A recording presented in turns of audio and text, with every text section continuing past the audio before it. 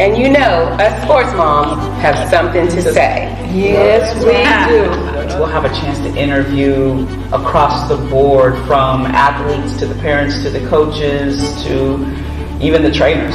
And we're not afraid to share our journey. We're not afraid to tell other moms what we went through in order to raise up a student athlete. So I believe that it's inspirational.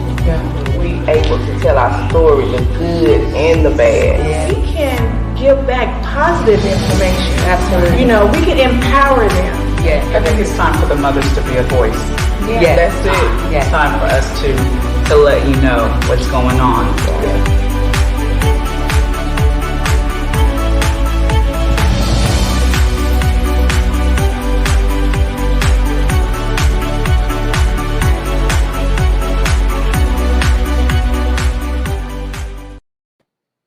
Hey, what's up, everybody? This is your girl, Shannon at Can We Talk Sports. I am here with my hosts. Hey, what's up, everybody? This is Karen at Can We Talk Sports? Was that better, Shannon? I don't know. I don't know what to say. Hey, what's up, everybody? This is Karen. I'm in the house, baby. What's up? Is that better? I need you to come over my house so we can rehearse. We can practice. Yes, we need to practice. Speaking of practice, it's funny because I'm super excited, you guys. In August, the young men, Chris, Josh, and Jordan, will be doing their own sports show called The 1%. And so, Karen, listen, I had them sitting at the table, and I was like, all right, you guys sit around the table. Let's get ready to, let me film it. Let me see what it looks like. So Josh goes, he all clapping. What's up? This is Josh, and I was like, oh my God. I'm sitting there filming like, is he doing all of this? And so then Jordan's sitting in the middle. He's like, hey, what's up? This Jordan, wide receiver. So then Chris is on the other end. This is Chris CT or something. And I'm going, oh God, I got work to do. Right. I got work to do. Oh my goodness. But they're going to be together. August 5th is when they launched their first show. And so, it was funny. I thought about you. I thought, I got work to do, especially with Josh, right? Josh is doing his fists like this and he doing his hands like this. And I thought, oh God, help. But you gotta just let them be them, I am, but there's still etiquette, right? Like I just etiquette. That's for the professionals. They are professionals. They're professional athletes, right? Professional athlete, but not necessarily professional commentators. Well, usually professional athletes go on to be commentators. You know what I'm saying? You don't see them on ESPN doing all that. So it was funny. I just started cracking up laughing and. Oh, I got work to do. So I'm super excited let's about focus it. on their main thing. What is going to be their main message? So the main message about the 1% is just about the journey and interviewing and talking with others that barely made the 1% or trying to make the 1%. And so it's just really sharing, being transparent. They're ready to be transparent. You always hear about athletes, they're making it in their big cars and their big contracts and their lifestyle. But on this show, you're going to really have a chance to talk to athletes who are like, listen, we didn't get the big contract. We're still grinding. We didn't get, the $1 million and the upfront money. We're free agents, but yet we're still fighting. And so they want to talk about the mental struggles that they go through, the depression, the anxiety, the real things that, the realness, and especially with COVID, for them, it's a little scary, right? Yeah. Because all those who have contracts and who already had, their foot in the door, and then there's the ones like Josh and them who foot was barely in the door. It's like my toes in the door. And so camp this year was my kick the door open moment. But when COVID happened, it's like, am I going to get that chance? So they want to talk about it. They want to talk about how they've had to readjust and get jobs, and become entrepreneurs overnight. So in a virtual world, it's one thing to become an entrepreneur, but now you got to take it online. Right. That's where the market is right now. Right. So I'm excited about the show. They already got some guys lined up that they went to the league with, that are in the same situation, because now that since they're not doing camps, these guys can't go show themselves and prove that, during this time they've been working. So um, I'm pretty excited, but I got work to do. Okay. Oh my God. Don't be so hard. I'm not Oh, gonna be hard. I'm gonna be real, but it's like, okay, if this is what you want to do and your goal is, let me try for ESPN or let me try for something, then you got to bring okay. it. You know what I mean? That's their goal. They're like, okay, if I'm not going to play this year, I want to start doing something to climb the ladder. I still want Okay. to be around it. Yeah. So, you can't be doing this and what's up and and I'm like, see, like on our show, I did it. but like on our show, we're moms. It's not like we're trying to, but for them, they're still young, and they're Yeah. trying to get to a certain plateau. So yeah, it was funny. I was cracking up. Well, Oh, that's good. it was funny. We laughed. So anyway, It's good. It's good. yeah, It's a conversation that probably all moms need to have with their athletes right now. Because really, really, I mean, we're going to ask our guests, like we always ask our guests, is what if you can't play sports anymore? What is your backup plan? But I think it's a conversation that moms and parents, fathers need to start having with their athlete, especially when that's all that they've done that's all probably that they most of their know. lives is what's next. But I'll say this: like one of the moms that Jordan and them train, she goes, them Jordan and them training my son has been good because his confidence level has come up. So whenever Mm, he's ready to go back, and you could see it. So when we first got him to now, you can see his countenance, you can see his confidence level change, and it's been very inspiring for him. So I think if we can, still let your son or your daughter still train, still work out, because it does something mentally, emotionally, and physically to them. It still keeps them in that just in case, mhm, but not letting them do anything may not be good, mhm. So that's what I like about it. We still keep working. Well, Now that's I good. worked out for about 5 minutes, y'all. Did you? I ain't been back since. We're gonna have to do something because what I'm hearing is those people who need to lose weight need to lose weight. So I'm gonna have to do something We because are. We're gonna have to maybe form something for moms to encourage each other. It's yeah, just when you're getting up and you're running and you're, especially what I do with the boys and Jaden, and it's like you don't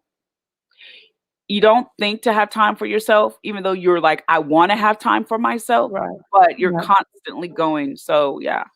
yeah. My husband, he's pretty good. He's been getting up and he goes to the gym and he's like, Shannon, let's go. And I'd be like, right now? Carl was like, right now? He's like, yeah, let's go. Can we talk about it? Let me pray. Let me lay here and pray for a minute now. But No, you don't. it's not You cool. know Yes, you ain't gonna pray to go to the gym. I do. I'd be like, let me pray about it for a minute. But when you finally get up and get to going, it's like, okay, I could do this, But Yeah, other than that, it's just, I ain't gonna lie, it's just that first push, and you got to be like that for a couple of, it may take a while, but yeah. yeah, it's funny though. The first time he said it, it was like 6 in the morning. I said, "Oh, let me pray. Let me lay here and talk to the Lord." He didn't tell me about he didn't tell me about the gym. He said, "My Lord," No, he goes, "He ain't got to tell you." Yeah, he does. He didn't tell me about the gym. you something else. Yeah, So we're gonna have to do something. yeah, We we're really gonna are. have a mother's retreat. Yeah, Yeah, that'll be so good. that'll That's be good. good. A Can We Talk retreat? I think that would be fun. Yeah, That sounds so, good. Except yeah, it's gonna have to be virtual. I know that. It's Yeah, not the same though, but we'll play it by ear. All yeah. right, so listen, we're gonna talk basketball. We have a head college basketball coach coming to the show, Coach Eliot, and we're gonna talk about the ins and outs of being a basketball coach. And we'll be back right after this. My name is Coach Eliot Herandez. I'm from Puerto Rico. I've been here 16 years, and I've been coaching for the last 10 years. I feel fire, passion, love for the sports of basketball. Like, for being a woman, there's a lot of challenges out there, and a father, of two beautiful daughters. I feel the challenges. So I want to make sure that personally I provide the best for them, so they could learn and embrace whatever they learn from me as a coach and as an individual. My expectations is to make sure that everybody recognizes Orlando Boone. Doesn't, if you could win a championship but nobody knows you, nobody, not even like your neighbors know who you are. Yes, you won a trophy, but you didn't create the purpose and the reason why you won the trophy. To teach the players, the main quality will be consistency. Hey, Coach, how are you? Hey, Coach. I'm doing great. Thank you so much. Welcome to How's the everything? Shannon, Welcome hi, to Karen. the show, Coach. Oh, this is going to Welcome. be Thank you so good. much. We're going to talk women's basketball. So Yes. I have a lot ma'am. of questions. I can't wait till we get ready to Yes, jump for into sure. it, because I've got a lot of questions. I have a junior that plays varsity basketball for high school, so I have a lot of recruiting questions. So this is going to be good. But before we do, we like to play a game called Would You Rather?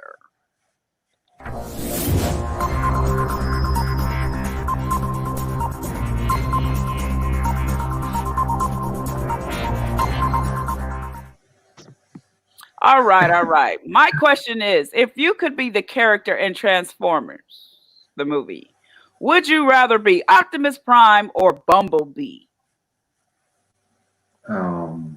Who's- Bumblebee. Bumblebee? Yeah. Yes, Yeah. ma'am. I Because of think music. All right, Karen, go ahead. Would you rather have a pig nose or monkey ears? Monkey ears. Yeah, okay. Okay. Would you rather drive a 1967 Chevy SS Okay. or a 2020 Lamborghini? That's a tough one. 1967. There you go, old school. They can never Yeah. go wrong with old school. Can't never go wrong. Yes, ma'am. Okay. Would you rather win $1 million today or receive $10 million 10 years from now? Today. I know that's right. Yeah. Yeah. Okay. Yeah, because we don't That's even know if correct. you're gonna be there in 10 years the way COVID acting. So Right. anyway, Correct. all right, Coach Eliot, you are the head basketball coach of a college team in Florida. Is that correct? Correct. Yes, ma'am. All right. Before we start talking about you being the coach, tell us a little bit about yourself. You played professional basketball. You played basketball in Puerto Rico. Is that That's correct? correct. All right. Yes, So ma'am. tell us a little bit about your journey. I started playing when I was like 8 years old, and I was overweight, so my transition was kind of slow compared to my teammates. However, I met this coach that he helped me to become better, not only on the court, but also off the court. And he started teaching me different ways on how to become a successful overall athlete. And when I was 14, I played for his team. Then after that, I think that was my lucky charm because I lost like 45, 50 pounds. Then after that, Wait, Coach, um, hold on 1 second. Did you say 45, 50 pounds? yes, ma'am. If I show you my pictures when I was a kid, you won't believe it. Wow. Yeah, I it's thought you'd have crazy. said I lost like 10 pounds, maybe No, 15, but wow, no. you were determined then. Yeah, it was something insane. Like I have the pictures, and my wife and I we go over them sometimes, and I show them to my daughters and stuff. And it's funny because like I was chubby, you know. So, but then after that, he put me in shape, and at 14, like the teams the coaches didn't want me at 12 because, I was overweight.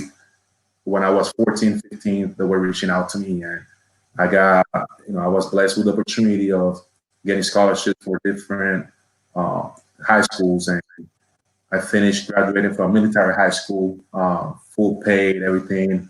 Um, then after that, I got recruited by the University of Puerto Rico, which is Division II, NCAA, full ride and everything, and nothing, just very basic athlete, because I didn't squat. I was the type of player that I was doing the dirty work, So Wow.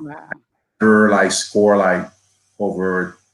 I scored a few games like 20 points, like 22 points, but never score like over 30 or anything like that. But my main job was to play dirty in the paint.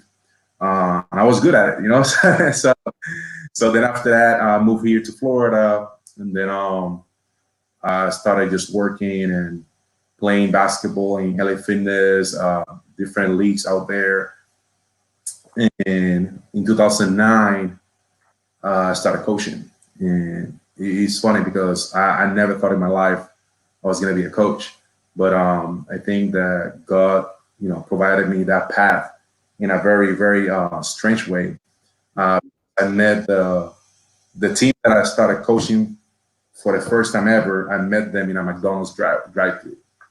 Oh, wow. Now, Wow. was it high school or was it a AAU team? AAU team. Okay. Yeah. It was AAU team, sixth grade. Wow. After that, everything started. The career of Coach Eliot.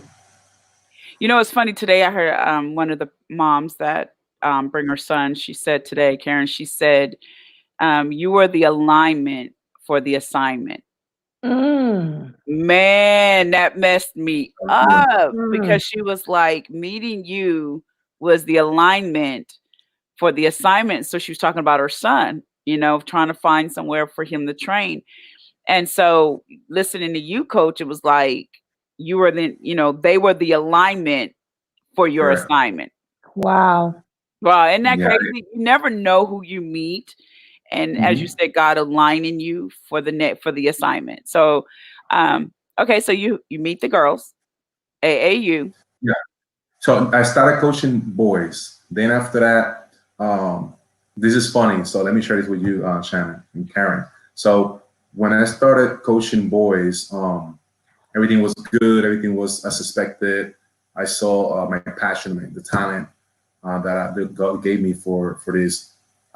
Then a few years later, I started my own business when it comes to training basketball athletes, and I still do, but not as much as before, because now I have my main job, which is the college level. But I started training out of nowhere. One day, this lady called me and she left me a voicemail asking to train her daughter. And I talked to my wife right away. I'm like, listen, I don't know. We didn't have kids back then. And I don't know what to do because, I see the news and I see all this stuff out there about sexual harassment and that you could get a lawsuit for just saying something inappropriate or something like that. I don't know. So I was kind of uncomfortable, but then my wife was very supportive and she told me, listen, just, if they call you for a reason and that means you're doing something good.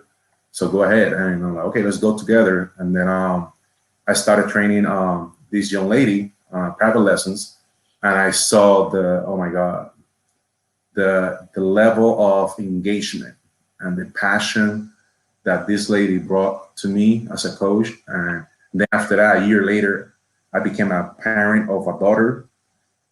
It was remarkable. So then I switched my platform from coaching only boys or men to coach female athletes as well. And then after that, I started seeing, to noticing the struggles of the discrimination against female athletes and all the stuff. So after that, I got my second daughter, and now I'm, that is girls. So that was my mission. Then after that, I just stayed with women's athletes, just to make sure I provide opportunity for my daughters for the future, and we bring equality for the female athletes out there. Wow. Wow. Okay, so now let's go back a little bit because you said you see the discrimination and tell us what really goes on dealing with coaching female athletes because we always hear about the male. Yes, correct. You hear about the attitudes, you hear about all the things that they go through, but you really rarely hear about what the women or the females go through trying to um, get to that next level in college and even professional. Mhm. Yeah, that's a great question. Because there's something that, believe it or not, I know we're changing as a society, but I feel it's still there because everybody wants to see like the male athletes compete because oh yeah, they could dunk, or they have like a more like they bring more audience, So, however, after going through that experience of uh, training this young lady, they do this, the ladies and the male, they do the same. It's just, of course, like they have different advantage of a woman. However, in my opinion, the commitment, what I see so far in female athletes is stronger from the women because they want to prove everybody wrong. Right. Only that, when it comes, and we're only talking about athleticism. When it comes to academics, it's the same thing. We in the university pretty much are requiring both athletes, male and female, to have the same GPA, the same and to become successful as a student. So if we're requiring the same thing, why we are treating them different? And when I noticed that, I was like, you know what? Let's just stay here helping out with the female athletes, and we go from there. But that's the main thing. And then unfortunately, like right now, for example, if you go to any college, you look at the rosters, you have from 15 to 20 male athletes in one team, and female athletes you only see like 12 or 10 sometimes. So that's a big gap, that we have right there when it comes to number wise. But that's the main thing. And and like I said, like that's with all due respect. I used to play all the time, and I never noticed that until it shocked me. And then I noticed that, and then I started noticing everything different. I started watching WNBA. I started watching women's college basketball games, and then I started figuring out, okay, this is real. Like before my experience of training female athletes, I was just like, okay, this is something normal, whatever, But then after that, my mindset completely changed. So you're saying that for the kids on the team, that for men it's like 15, but for women it may be 10. So you're talking about as far as scholarships that are available to the girls to come to play ball. No, by scholarship, but when it comes to what we have, like roster sizes. Yeah. And the reason I'm saying that because of course, when you go to a gym, you see 90% male athletes. So now part of my mission is just to make sure why instead of having 90% male athletes, we don't have like 50-50, or we don't have an open gym for only ladies. You see, so then it's more comfortable because now, let's say we go to play basketball at a gym, but then you don't feel comfortable playing, surrounded by all guys. Right. On the other side, we do the open gym where it's only ladies. I'm sure that person wasn't feeling comfortable with the male ratio, 90% male ratio, he's gonna be feeling more, comfortable and more welcome to play when it's an environment where it's only ladies are allowed. So now let's talk about the mental part. As women athletes, they are in a pressure to compete. Because they're trying to prove a point. And when it comes to professional basketball, it's not that many that goes to the games, and even college is doing a little bit better. Yeah, correct. Yeah. what is a conversation like with your young ladies? Encouraging them. I mean, what questions do they ask? Like, coach, why aren't we we're supported as much as the Mhm. guys, or, why is it that we're looked upon differently? Mhm. Yeah, the that question actually maybe like 2 years ago in the professional team that I'm coaching on BCS College, um, was brought up by one of my athletes, and the main answer that I gave them was just is the society that we've been living in.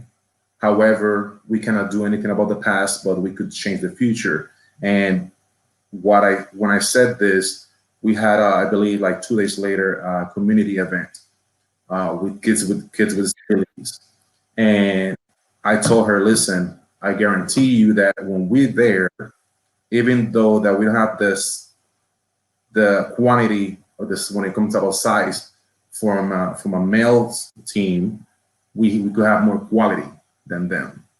And when I said that to her, she opened her eyes and she was like, "Oh, that's true." And I was like, "Listen, let's be real. So let's say right now, like you go on dinner and you're gonna have a dinner with your boyfriend. Uh, you are more detailed than him, and not all the time, but most of the time." And she was like, oh, "Okay, that's true."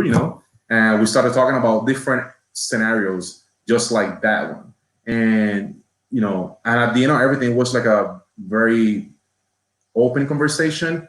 But the advantage that I have over a different coach is that I'm very open minded. I don't take anything personal. I'm very open minded and very positive individual. So I always try to have any negative situation, I look at it in a positive side of it. Like, okay, this happened because we need to do this, or this happened because without that we wouldn't be doing this, and that was the main thing. So it's just pretty much we don't have the size of it, the quantity, but we have quality, and that's the way how Wow. I respond to that question.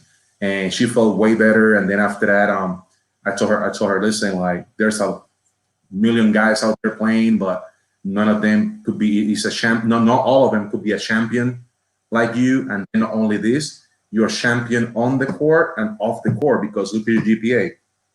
It's a 3.8. And then the men's team only you could see maybe like 3 or 4 athletes with 3.8. And that, like I said, we all do respect. I'm not saying anything bad or anything like that. Mhm. But I'm just saying that as a female athlete, they're more like passionate to be successful in both aspects. Mm. That's good. That's good. Go ahead, Karen. Like, I'm wondering is, in your video you was talking about is more than a trophy. It's about creating a purpose. And so is that kind of like what you're talking about as far as quality in an Yes, athlete? yes, Karen. Because when I had the opportunity to coach the Orlando Waves. It was a ABA professional team here in Orlando, and I noticed that right away because the when it's a community event or anything like that, in my personal experience, maybe some of the individuals have different experiences, but for the female athletes, you don't have to be on top of them. Like, listen, we have to be there at 9 a.m. We have to be there at 9 a.m. We have to be there at 9 a.m. And with the experience that I have with not all of them, like most of the athletes or male athletes, like you have to be on top of them, and then in addition, you have to make sure that they're on time and all the stuff. So for the female athletes, they're more passionate, and that's the reason I said that comment is because it's true. You could win you could become the best coach in the world, but if you don't even know your neighbor's name, or you don't even attend to your community events, or you don't attend to different activities with the society, then nobody knows you. Like maybe everybody knows you through your fame, but as a human being, as a human person, nobody really get to know who you are, and that's the main thing. So I believe, in my opinion, that you could become a leader on and off the court, and you gotta lead by example, because how many of us we've been seeing, let's say like we see if an athlete is great based on skills, but is this athlete a great brother? Is a great parent? Is a great leader? Is a great mentor? Most of the time is no, because they're so like 100% committed to basketball, so they don't care about anything else. But then when injuries happen, then they try to switch and try to change, which is fine because God, works in mysterious ways. But now when they're hurt, they're already being judged by people that they were, trying to help them out when they were younger. And that's their, my opinion. Like I said, maybe some other individuals have different opinions, but that's the reason why we always have to stick together, help each other out, because you never know when your career could be over. And then after that, then you just another human being. No, I mean that's good because, like you said, you're teaching them leadership skills, community wise, for when they become parents, for when they get married. So if you learn it now at this level, then it'll follow you as you grow up. Now let's talk about the recruiting side. What do you look for as a coach? Because female attitudes are a little different than guys. Guys got this swag, this Correct. I'm the star receiver, or I'm the star, shooter, or whatever position, whatever position you play in the sport. Females are a little more humble. They're just, like you said, they're passionate, especially playing basketball. My daughter's very passionate. And we're teaching her leadership skills now. But they show differently on the court. For instance, like my daughter, if she gets frustrated, her demeanor shows it. Now, she's not disrespectful. She just gives up, kind of. And I know coaches have mentioned, because she has colleges looking at her. And that's one thing they have pointed out, that you carry the weight of it. Instead of get back in the game, she'll it's kind of like she takes the whole thing on herself. Correct. Right? So what do you look for when you go through the recruiting process from high school to college? I love this question because every single day I just talk today to another parent about this subject. And my assistant and I, we're on the same page because the main thing that we look for is commitment. Because like you mentioned, you could have a great athlete and, we could have someone that is perfect, but let's say like this perfect individual is controlled by a situation. We tell them just to make sure we always control the situation. We don't let the situation control us. And the commitment word is very big because when it says commitment, covers everything on the court, off the court, academically, when it comes to athleticism, when it comes to community events, when it comes to study halls, when it comes to supporting your teammate, when it comes to losing by 40, when it comes to winning by 40.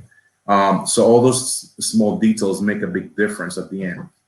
So we're looking for committed individuals because if you're committed, everything else will come out, naturally. Practices. We sometimes do practices at 6 a.m. If you're committed, you're gonna be there at 5:50. If you're not committed, you're gonna be at 6. You're gonna be there at 6:30 or 6:20, and then you put your team in a bad situation because now the entire team has to run because of you. And that's the main thing that we look for. After commitment, we look for team effort. When I said team effort, means like accepting your role.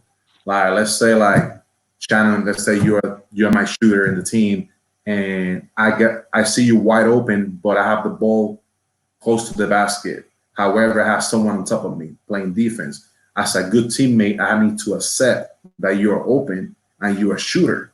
So I need to give you the ball and share that ball with you. And sometimes, believe it or not, this is something very difficult to teach because team Come on, Coach, environment stop is not easy. go on and say it, them ball hogs. You just say it, Well, Coach. yeah, Just say it. it's Just like, say it. Them ball hogs out there, boy, I tell you what, they be, yeah. but go ahead, I'll let you finish. But I said it for you. No, Ball but it's true. hogs. No, it's Okay, I'm true. There sorry. you I'm sorry. But it's correct because the thing is, they're just trying to shine over the team. And like I tell them all the time, it doesn't say Coach Eliot on your chest. It says Johnson University, Orlando Boom, whatever school you go to. But it's a team effort, so everybody's wearing the same shirt. But yeah, it's funny because it seems easy, but it's not. And then after commitment, then teamwork, then it goes the main thing to be professional. Why to be professional? Because like I said earlier, when you win by 40, feels great and it feels awesome. But when you lose by 40, it doesn't feel that good. But then you gotta accept that the other team played better, and also you gotta accept how to be a good loser or a good winner. So if I'm winning by 40 or if I won by one, whatever, don't make fun of anybody. Just be a professional, shake hands, game over, a good game, accept the result, and then after that, then you go from there. When I got recruited for the military school, the last game of the season we lost by 1 point, and when I'm coming out from the locker room, I see the other team that beat us right in front of me. And I didn't want to, say hi to them or anything like that. So I was about to turn around, but then they saw me. So I'm like, I'm a better person. Let me just go straight and say good game. And I did. And then right there at the end of that conversation, when I talked to them, they recruited me for the military school. Wow. And you see, so that shows. You never know who's watching you, basically. Exactly. You never know. So, You never exactly. know. You never know. And they were actually talking about me. They thought I was a senior, and I was like, hey, listen, I'm gonna be senior next year. And then started talking to my mom and all that stuff. So, but yeah, the main thing is that just to be consistent, be a professional, and be a team player.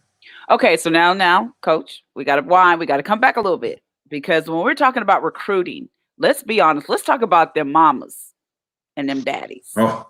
Coach, you were trying to be nice, professional, and you got come on, Coach. We got to talk about them parents, because oh my gosh. All right, so the recruiting process dealing with parents, because you have some. And the kid could be a very good kid. And I need parents to understand you can actually mess up your kid's recruiting process, because your kid could be good. I mean, great attitude, great games. But then if you get a mama and a dad and they're sitting on the couch, and Coach, I know you probably seen them. You're coaching college, so you probably got some stories for us. Them home visits. Yeah, them home visits. And they're sitting on the couch and it's like, so what you going to do for us? Is my kid going to start? Is my kid? And then it's like you're messing up their opportunity. It's because you're making it about you and not them.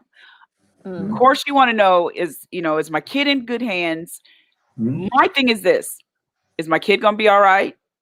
What's the campus like? What's this area, the area like? You know what I'm saying? Because it's up to my kid to get the job done. Right. If my kids sit the bench, that's their fault. It's not the coach's fault. Because especially if they come and they recruited you, then they see something good on you.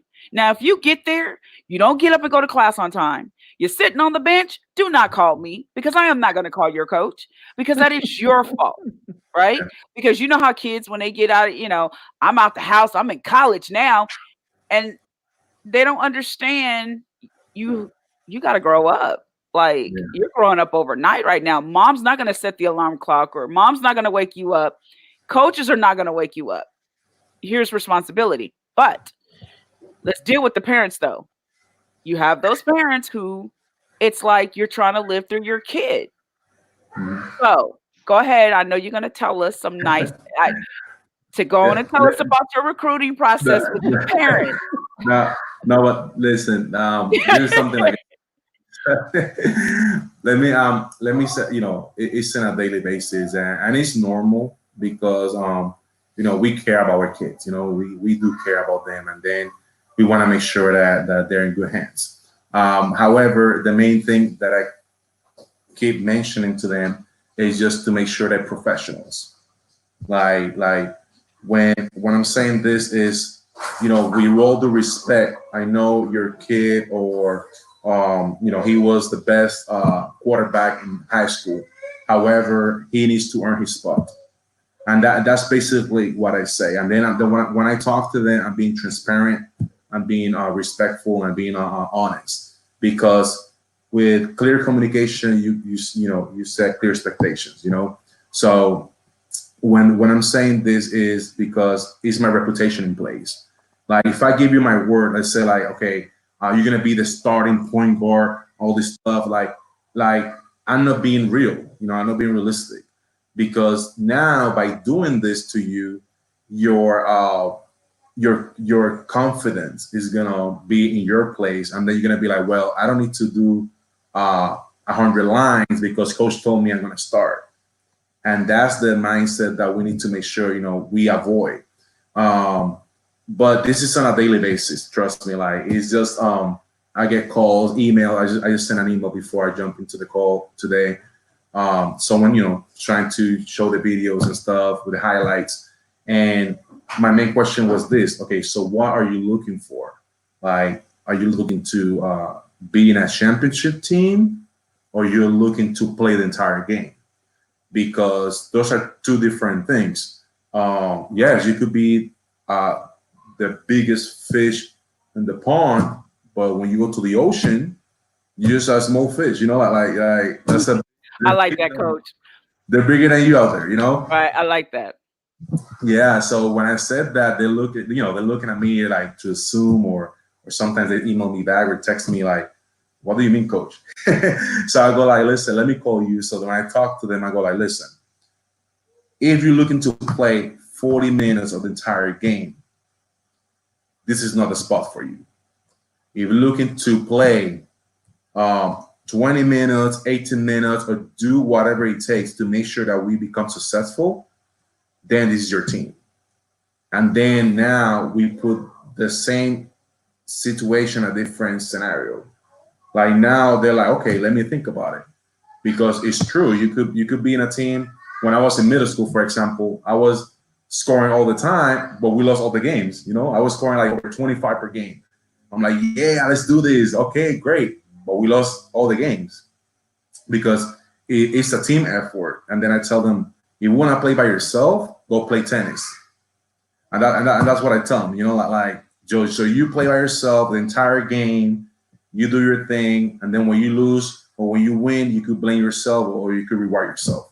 But as a team effort, I need like 5 individuals on the court that are extremely passionate, that are listening to instructions, that are executing, and they're supportive with each other, and they're professionals. So when they see someone on the floor, even if they're from the other team, lift them up, like help them, because you don't know, that person could become your teammate in the future.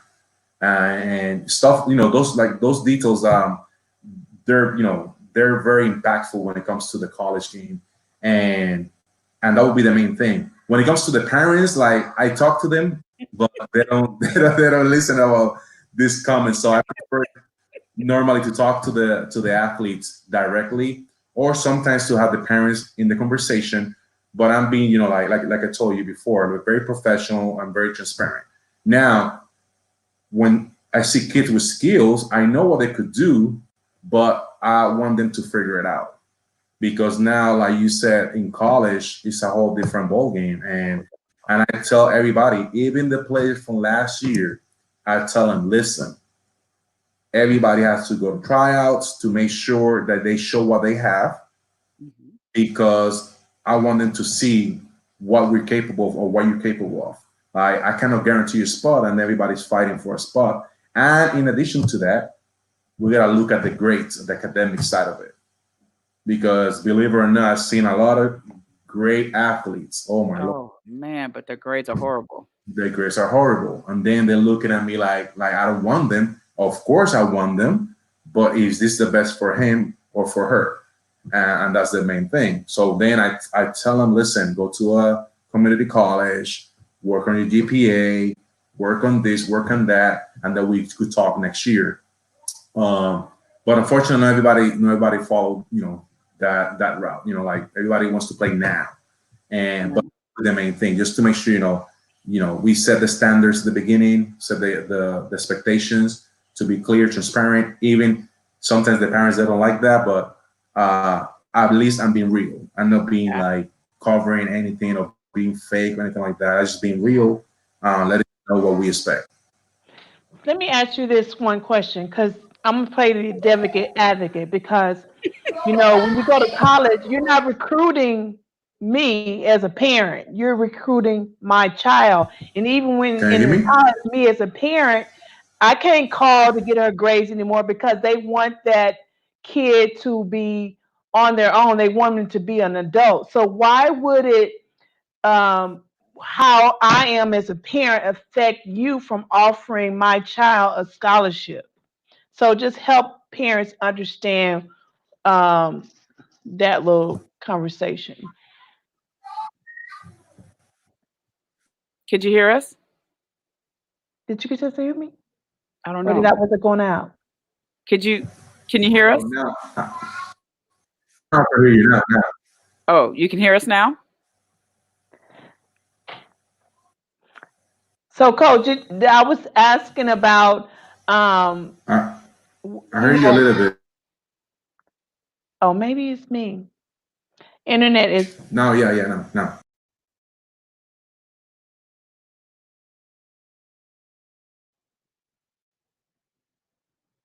I'm on mute.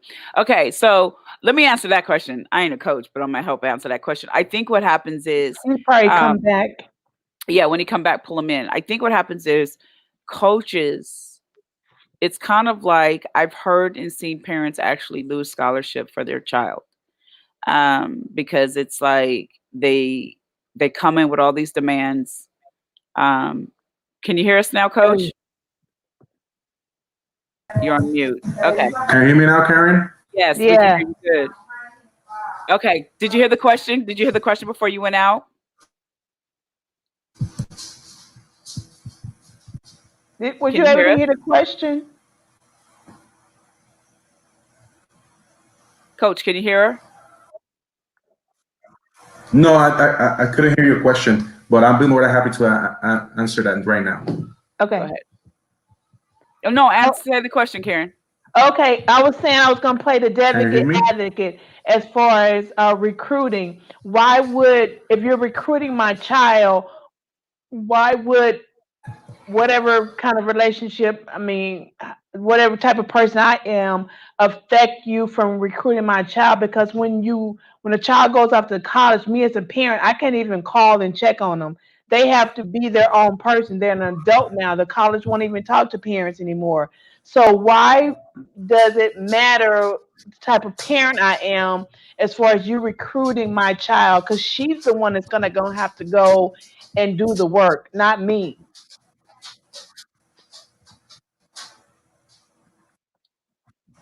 I think there's a delay. Can you hear us, Coach? They okay now. Now you can Can you hear hear us? me now, Shannon, Karen? Yeah, I can hear you. Can you Yes. hear us? Okay.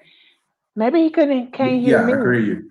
Okay. Basically, she was asking the question of Okay. why, as a parent, would a coach not recruit her child, basically judging her,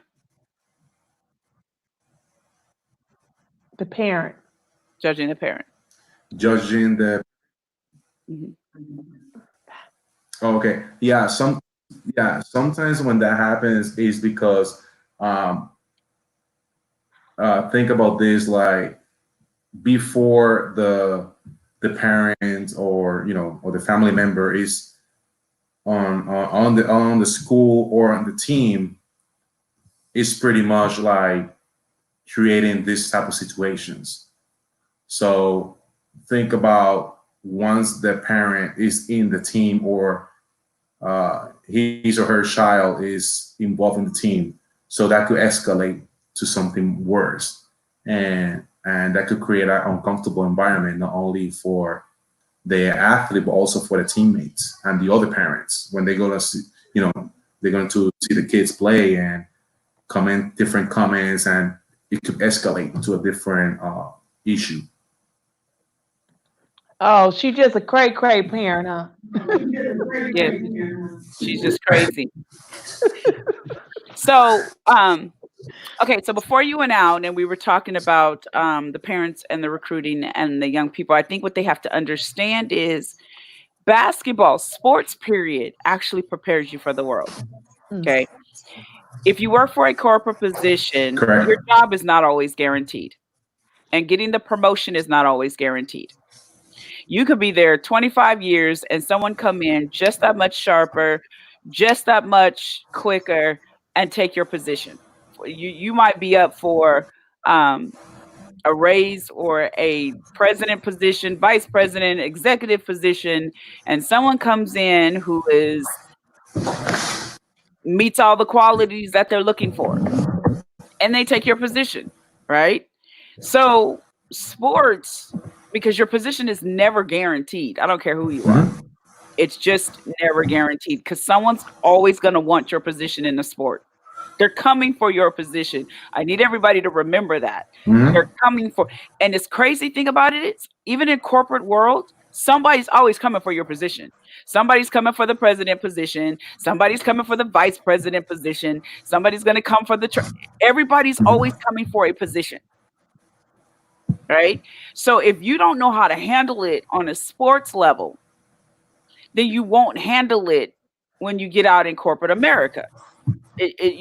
Yes. If you don't know how to adjust or step up your game, it's kind of like Patrick Mahomes got the contract for $400 million, right? $450 million.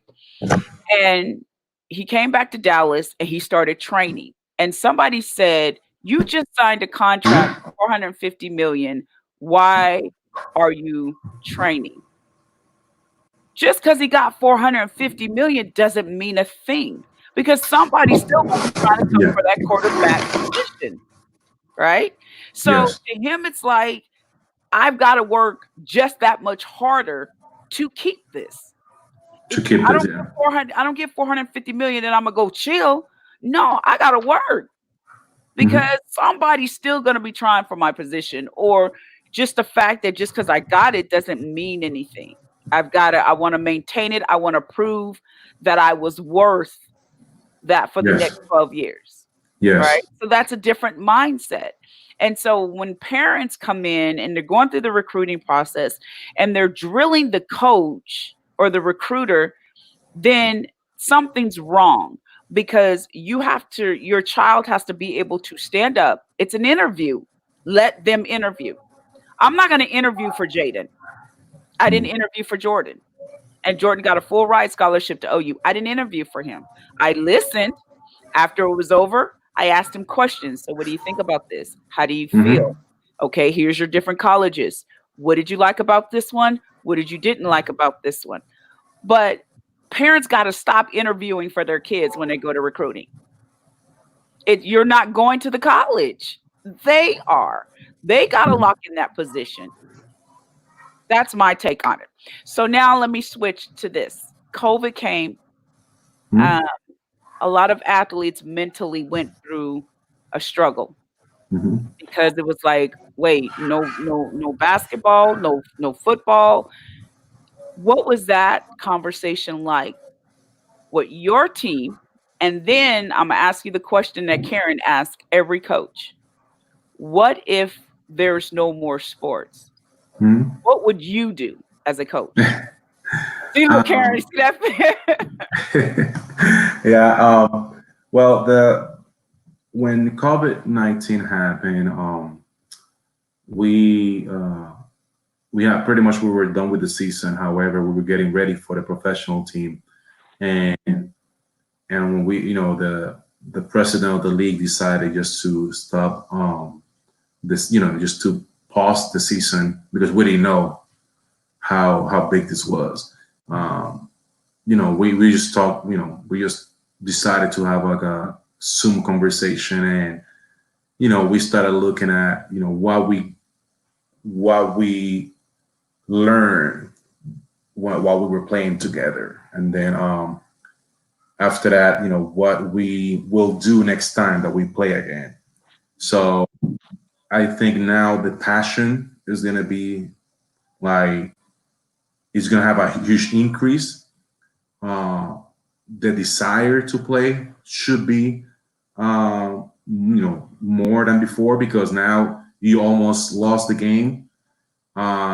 Like the perfect point of view that you provided when it comes to Patrick Mahomes, like you should still working out even more than before, because now is the time that everybody is just pretty much taking a break, and now is your time to shine, because now while everybody's taking a break, you are becoming better and you're improving your skills. So now that we see that it's taking longer than expected, the conversation is pretty much on a daily basis. Like we talked about, okay, when we're gonna start practicing, when we're gonna start doing open gyms. So, but that's when it comes like about the individual mindset. Like, are you are committed enough to go out there and do your own thing as a female athlete, or you just watching Netflix and just wishing wishing like, oh, I wish I could be the best player in the world, whatever. But it's not about that. It's about execution. So that's pretty much what we will be talking about, because so far for our division, we're still going. So we have a full schedule, and we're excited. And on a daily basis, I get different messages. Hey, coach, I'm ready. Hey, coach, whenever you want, I could meet you outside at the park. And that's what we want. That's what we're looking for. Because as you mentioned, Shannon, the parents are not going to be there training for them. So the parents have their own stuff. So this is part of the, of the experiences of becoming someone in the future, becoming a responsible and accountable husband, an accountable, responsible wife, an accountable, responsible mother, and so on. So if now you cannot practice or commit to the sport that you love, then I think that this is not a sport for you. And I have athletes that they're working out on a daily basis, and I have athletes that they're telling me, well, I'm waiting to see whenever we come back together. And I'm like, okay, so just keep waiting, like because you don't know. And then, as we all know, it's not the same when you're training at least 2, 3, 4 times a week. Is something is better than nothing, because when you come in from being staying at home for 3 months, we're going 3 months already with COVID-19. From no training at all, going to train full time in college, you will make it after the first week, because then your knees gonna start hurting, your ankles, you don't have condition, you have stamina, then on look at Karen. Then on top of that, you gotta catch up when it comes to skill set. Now the athlete that was bench player that took it serious now is starting for you. Oh, wow. So That's she's right. taking your spot, but now you're blaming on the coach. Oh, coach doesn't like me because he's putting Shannon, and I'm supposed to be the starting player, whatever. But you see, those are things that we notice right away. And our university, we're small, but we do a lot of conditioning. And if I know that you do, like say, like 2 miles without getting tired, and now you just run 2 minutes and you're super tired, that's telling me something. That's telling me that you're not training. So action speaks louder than words. So when I see that going on, I'm gonna be like, okay, let's talk, and then we go from there. But that's the main thing. And then now for the second about there is no sport anymore. We just received some communication. I think it was like 2 weeks ago, and how to do esports and how to see or how to look at that in a positive way. It was an article that I received and I read it and it was okay, but for me, I'm more like a type of like a physical game, So I don't know what's gonna happen, but I know I always trust that we should walk by faith, like not by sight. So I believe everything's happened for a reason to make sure that we value what we have, That's right. that we take it seriously.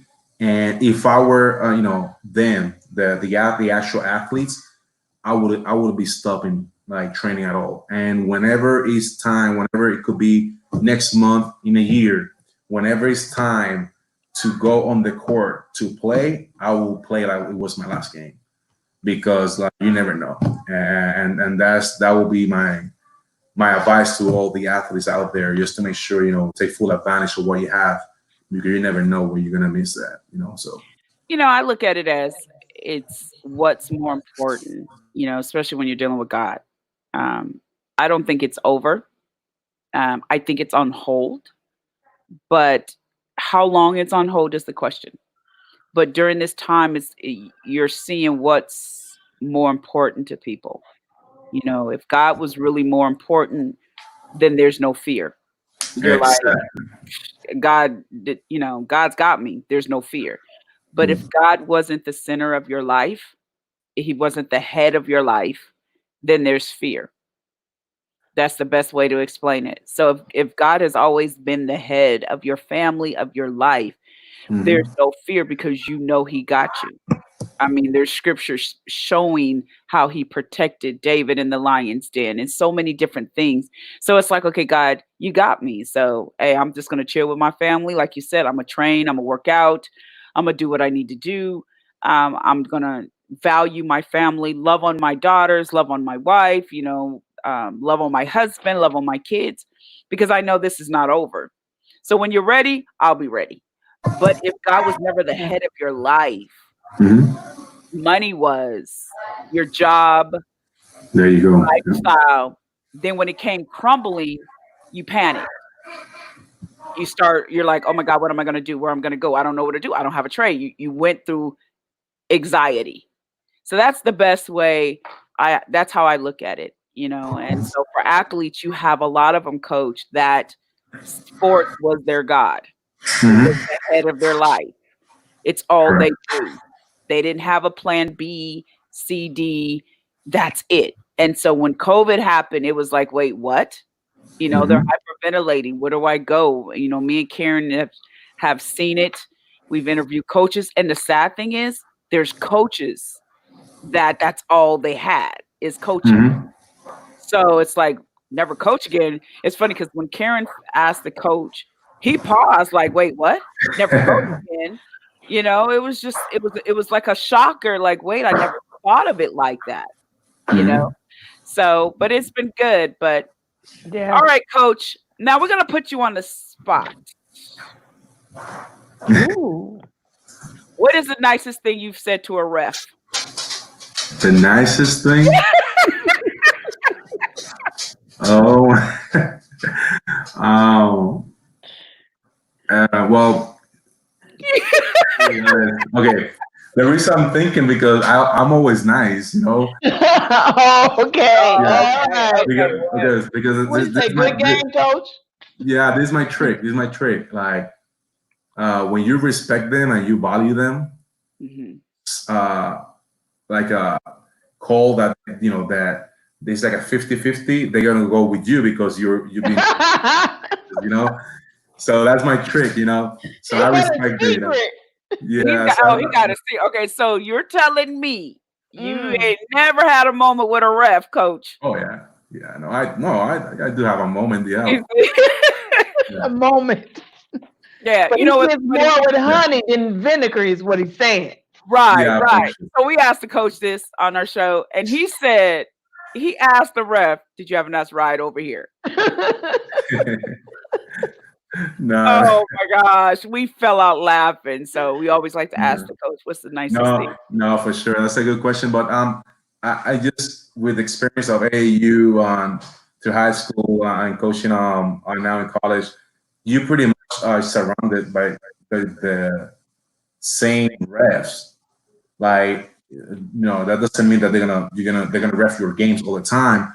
But believe it or not, they talk because right now, if we're ref, and then let's say Karen and we're in a game, and this coach is like super disrespectful and whatever it is, we're gonna let you know, Shannon, and we're gonna be like, hey, listen, the coach from I don't know, from Florida Gateway.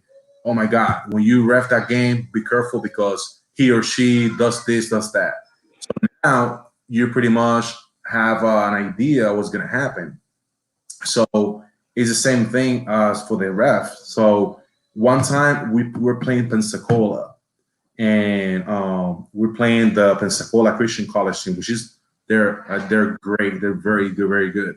I don't know how, but one of the refs knew who I was, and he was like, "Hey, so you went to Troy, so hey, I'm from Alabama, all the stuff, whatever." And then I looked at him because from all my years that I've been coaching, like he's the first ref that said something to me like that, and I was in shock. And then then he started talking to the other refs about my experience. Oh, he coached here, he coached there, whatever. And then I walked away, to ref, to coach the team.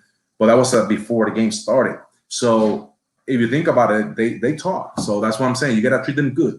Like, That's the secret. agree, yeah. Even if you agree or disagree, you have to have that professionalism. Now, what I can understand is, even though that you're professional and you're respectful and you give them their place, when they try to prove something, like they try to be on the man, on the person in charge, that's when I don't agree with that. Because even my wife, that she's been in pretty much all the games, when she sees that, she notices that, she just look at me like, just don't worry about it, just do your thing.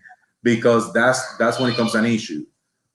Because now it is, you could say you could be the best person in the world, but the ref will like to have it his or her way. Yeah. And that won't change it. Trust me. Like, No.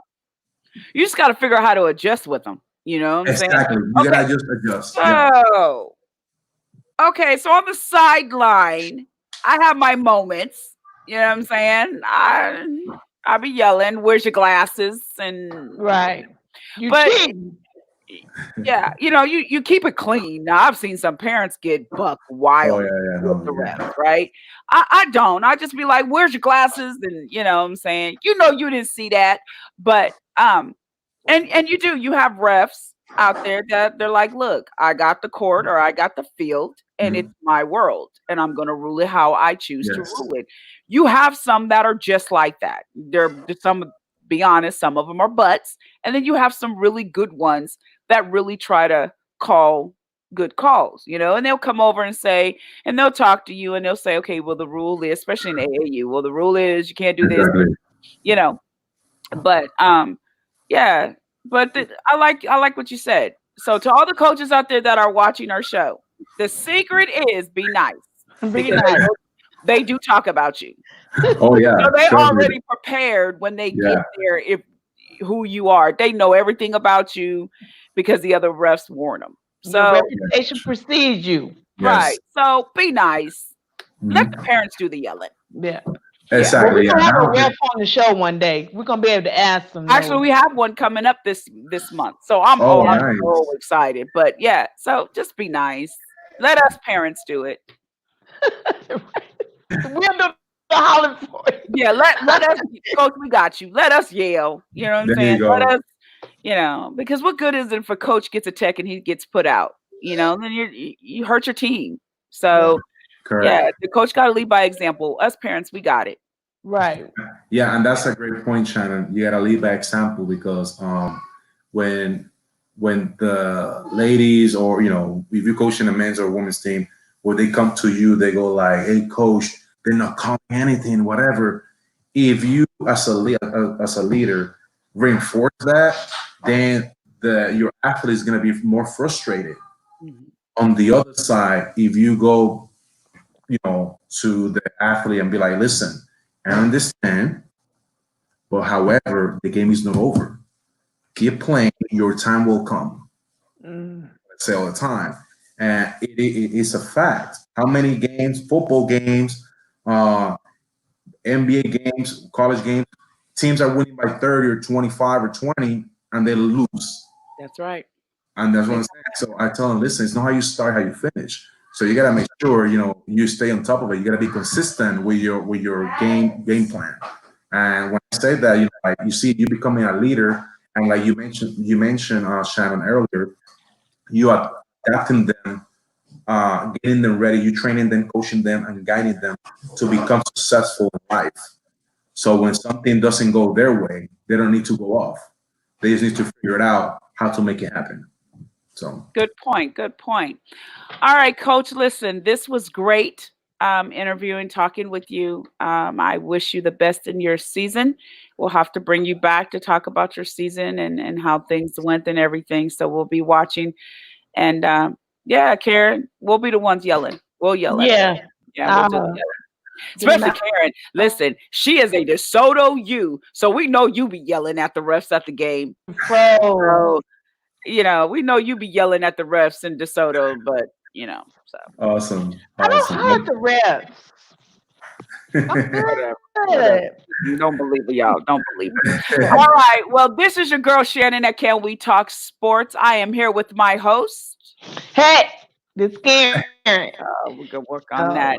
Listen, you guys have a great weekend, and we will be back here Sunday at 9:00. Have a great night. Bye. Thank you. Coach. Take Thanks, care. Coach. Appreciate it. Bye.